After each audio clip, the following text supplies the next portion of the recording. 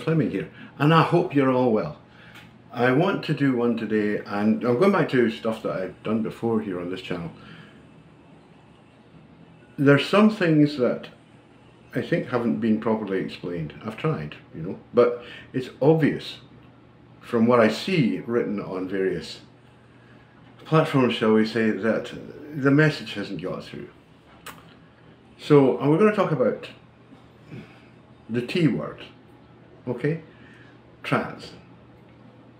Now, the first thing to understand is that there is only one type of true transsexual, okay?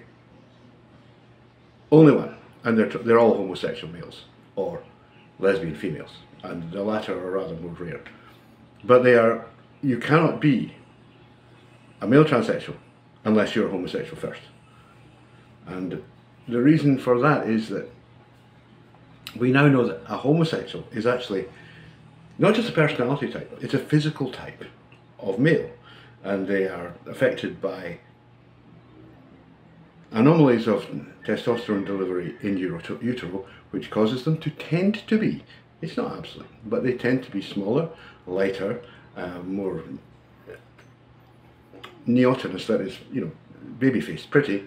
They tend to be artistic, they tend to be good at things that, you know, are very feminine in nature. They tend to have feminized digit ratios. The list just goes on and on and on, and this has been remarked for well over 100 years. And until Kinsey came along and fucked it all up, everybody just went, you know, that's a homosexual, that's what a homosexual is. It's a particular personality and physical type, and it's caused by a thing called sexual inversion. Now, they didn't specifically know what caused sexual inversion was in the beginning, but by the 1960s we knew. It's all there in the literature, you just have to read it. But it's been suppressed by people who call themselves activists, so that, you know, you would believe that these people have you believe in black is white. So there's only one type of transsexual. So what about all the others who claim to be transgender? Amongst males, the vast majority of these non-transsexual transitioners are autogynephiles. They have autogynephilia at some level. Autogynephilia, I mean, I've done a lot on that. It's very complex. There are 5 different types. It comes in 3 different sexual orientations. But basically, at root, it is a man's obsession with himself as a woman. It is a kind of autoerotic fantasy in which the man becomes the object of his sexual desire. It tends to be, I mean, I know they deny this, but it tends to be exacerbated by excessive porn use. In fact, you could say that in some cases it's a direct result of overuse of porn. And I often tell people who approach me on this, I say, look, you know, don't use that kind of porn, or go into something vanilla. You know, if you have to use porn, I mean, okay, fine. You know, men actually do need that release. You know, it's not like it's weird or anything, we just do need it, you know. Women probably do too, but men absolutely do need that release on a regular basis, and if porn helps you get off, use it. And this No Nut November stuff, what a bunch of utter toss that is. Anyway, the point I want to make here is that, you know, autogynephilia is not to be condemned because, you know, like, oh my god, it's a masturbatory self-imaging process, which it is.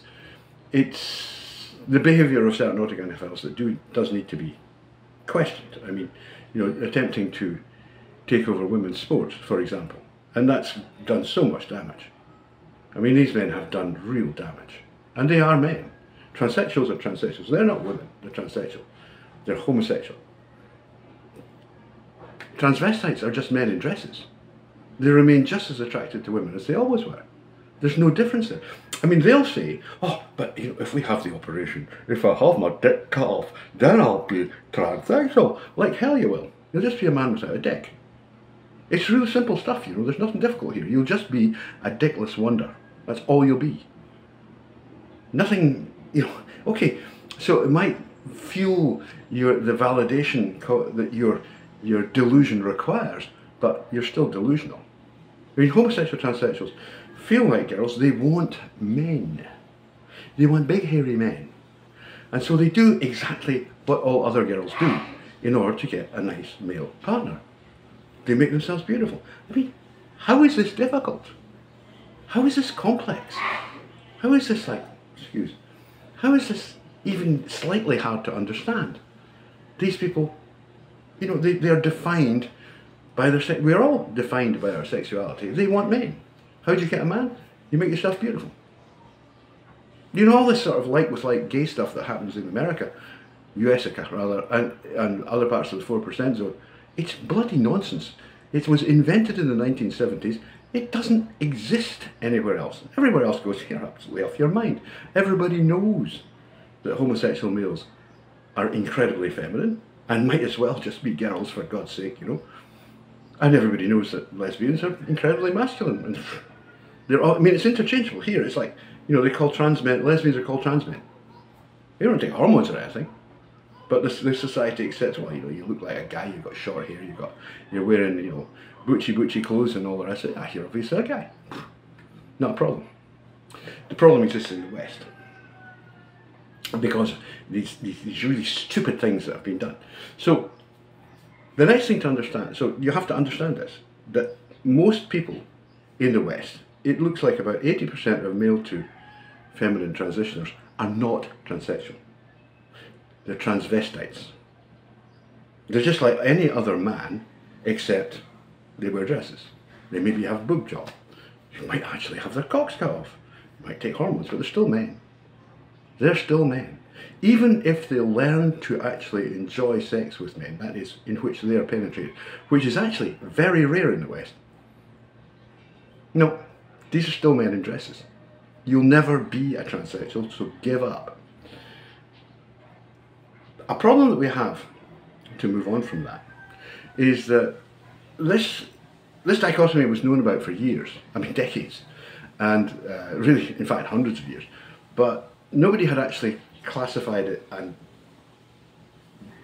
set it out, examined it in a way that was scientifically repeatable, you know, until Ray Blanchard came along. I mean, you can tell looking at them who's what. But he came along and he actually did, you know, the numbers and came up with a statistical model that just basically proved, yeah, that's exactly what I've said, is what it is.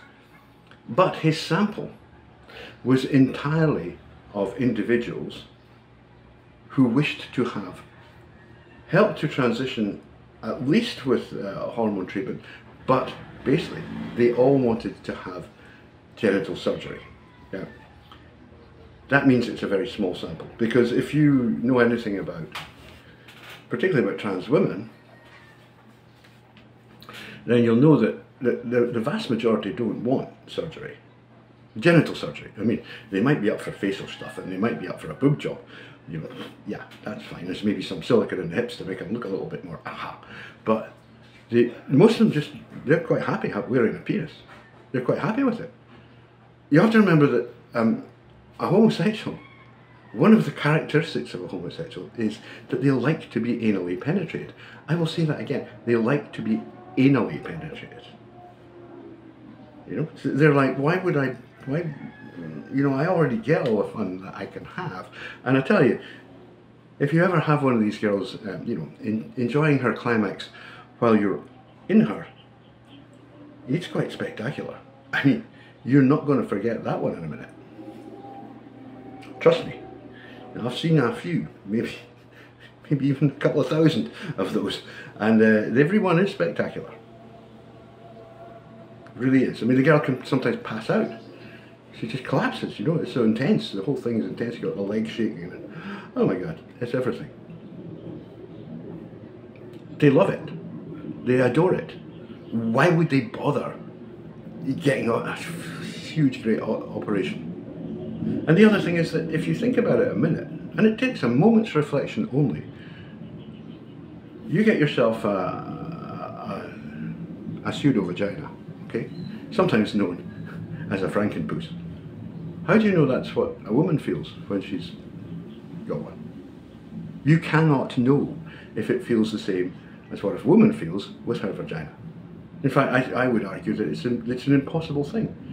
All you're doing is it's just purely cosmetic. That's all it is. It's either to satisfy your, if you're AGP, autogynephilic, so that when you look in the mirror you don't see a dick, and satisfies, rather affirms your fantasy of being a woman. And for true transsexuals, I think in the West particularly, it's about they don't think men will go with them if they still have a penis. But I can assure you, the instant the guy finds out there used to be a penis there, he's gone. Yeah, I've talked to enough guys to know what they're like, and it's like penis past or present, don't want to know.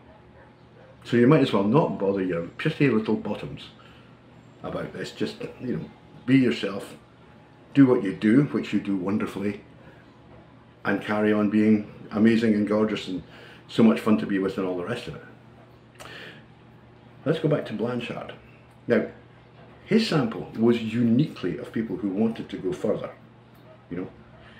The trouble is that in the societies that I've studied closely, okay, which is essentially Latin America, Southeast Asia, and Southern Europe, with the most being in Latin America, sorry, with the most being in Southeast Asia, because I've been living here for a long time.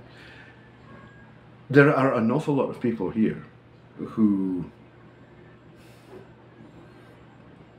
you wonder if they actually qualify as either. I mean, they might be a little bit autogynephilic, but basically what they're doing is cosplaying, you know, and it's like they want to play a role. And it's very hard to figure out to what extent this is sexualized. You know, autogynephilia is entirely sexualized. It's just a sex drive, which is misplaced. You know, instead of it being focused outside, on people outside the self, it's reflected back and focused on the self. So the self has to put itself in line with the desired object and become, you know, a beautiful woman. Like, they can do it here, you can't really do it in the West so much, can you, girls? Although I know a few. I know a few. I don't think that the cosplayers actually fit into Blanchard's typology at all. And I think it's a mistake to try to conflate them in. I think you need to look at these as being quite separate. And I think that's okay. I mean, I don't care what anybody does, it's fine. I'm really, really open about it. How you wish to appear, how you wish to present. No, I'm not getting antsy about that in the way that some, you know, wankies do. I don't care. I never did care. You know, if you look like a bloke in a dress, well, I may move it. If you look like a bloke in a dress, you know, a typical brick, me woman, no. It's like, no, I don't think so. And I might even laugh at you. But I wouldn't, you know, that would be a natural reaction to the ridiculousness of the proposition. It wouldn't be me trying to be mean to you. You know? I mean, there's a difference.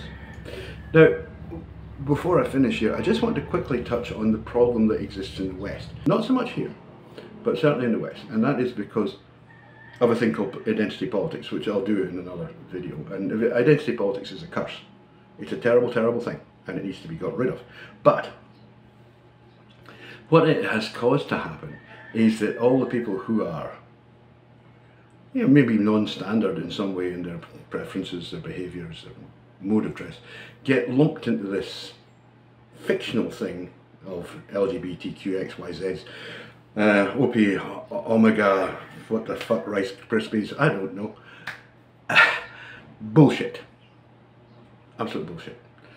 And within this sort of trans thing, you've got something that's actually even more pernicious, because the conventional Western wisdom amongst people who are not scientists, but are some sort of political philosophers, or even just airheads, is that there is this thing called trans, you know, you are trans. And then because you're trans, you could be homosexual trans, heterosexual trans, you could be bisexual trans, you could be this trans, this, that trans, non-trans, airy-fairy trans, swimming in the sea trans, all the rest of it. They're all forms of trans. That is simply not true.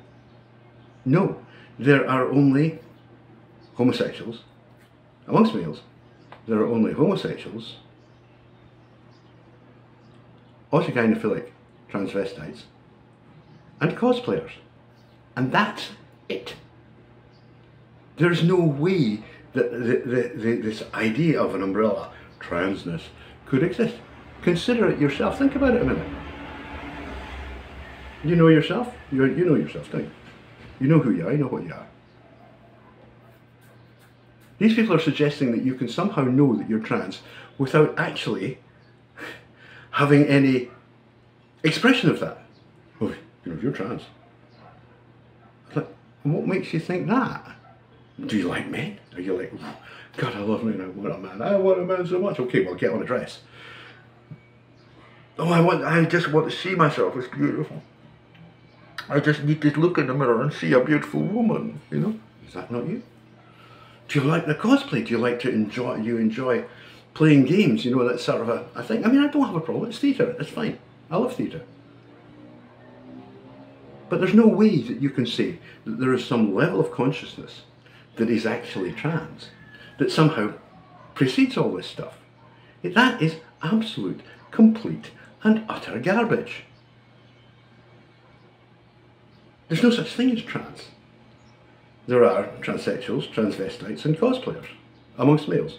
And you know, it's very similar amongst females, but in particularly cosplayers. Cosplayers are a major element amongst females, and unfortunately in the current climate they've been going along to clinics and getting their boobs cut off and then suddenly deciding, no, I don't really like that role so much. Oh dear, oh dear, oh dear, oh dear, nobody told me. Well, actually we did tell you. We told you not to be so bloody stupid and you did it anyway. Yes dear, we did. And by the way, just for the record, I'm against all forms of genital surgery. Stick with what you were bloody well born with and stop this ridiculous mucking about. However, to get back to the point here, we do have to deal with this issue. Because in the West, this idea that there is a trans, you know, you can tell a fucking 3-year-old kid he's trans. How would you bloody well know? Is he actually showing sex atypical behaviour? And what is it? He occasionally likes to wear a dress. So what? So bloody what? Kids do that kind of thing all the time. Put on mum's shoes and a dress. You can stick on some makeup just for playing, because they're doing a cosplay thing. And through that cosplay, it's, oh, I can find out what I am and what I'm not. You know, and I can find I'm not a girl. You know? But because these bloody stupid trans activist types say, oh, they don't recognise the cosplay element of all this. They go, oh, that must be trans. And that will happen even if the person has absolutely no interest in men whatsoever, if we're talking about boys, as he grows up. I mean, this whole thing is designed to screw people up. You know, if you want to cosplay a woman, go and cosplay a woman. Nobody bloody cares. There's an entire tradition of it in British theatre. I mean, it's the same in US theatre. I mean, what about Mrs. Doubtfire? You know, that kind of thing is absolutely normal. And it doesn't mean anything. It's just having fun and games. So you mustn't do that. You just let people be themselves. You know, it's just as bad to say to a child, well, you absolutely must not wear a dress, as to say to that child, oh, you're obviously trans, we'd better get you a dress. I mean, just leave them bloody alone and they will find their own way. Don't make a big deal out of it. If you make a big deal out of it, the simple fact is you're going to make it worse, whatever it is. Because that's how it works with kids. If they think that you are like, oh, I want to wear a dress, and gosh, they're really, you know, making a big fuss about that. Why are they doing that? What's the big fuss about? They'll do it more. Now you ask any child psychologist, they'll tell you, do not make a fuss. Something like that, just go, oh yeah, really? Amused toleration. That's what you want. And as I was saying, I sort of got interrupted by the dickhead outside. You talk any of the beautiful trans women here, any of the beautiful transsexuals here, true transsexuals, you know, and you can almost tell because they're the small cute ones. Ask her to show you some pictures of her as a child, and she probably will because she'll have some there, and it'll be like, you know, she'll look extremely pretty, but it's an extremely pretty boy. She'll be wearing maybe a school uniform, boy clothes. So they're not allowed to wear the girl stuff until they leave school. The school says, no, you have to wear a boy uniform. That's what happens here. I mean, okay, fair enough. Maybe when they get home they'll swap out their school shorts and shirt for a dress borrowed from their sister or something like that. But the society doesn't make, you know, it doesn't sort of encourage any, you're a boy, therefore you will dress like a boy and behave like a boy while you're attending school. And in my opinion, that's by far the best way. I mean, I don't agree with some of the things that happen here where, you know, sexually typical children are maybe beaten or in some ways harmed, especially by fathers, who can be very difficult here. And oh dear, stepfathers, ooh. I don't agree with any of that. But by the same token, it's like, well, why would it hurt you to wear a pair of shorts and a shirt? I mean, goodness sake, everybody else is doing it. And Sam, you know, the lovely Sam, who an adorable woman, used to say that she would, you know, not being a boy, like 6 or 7 years old, she would, you know, when they separate the class, like the girls on this side and the boys on this side, she would just run in with the girls. And the teacher would go, whoa, Villasencio, what are you doing over there?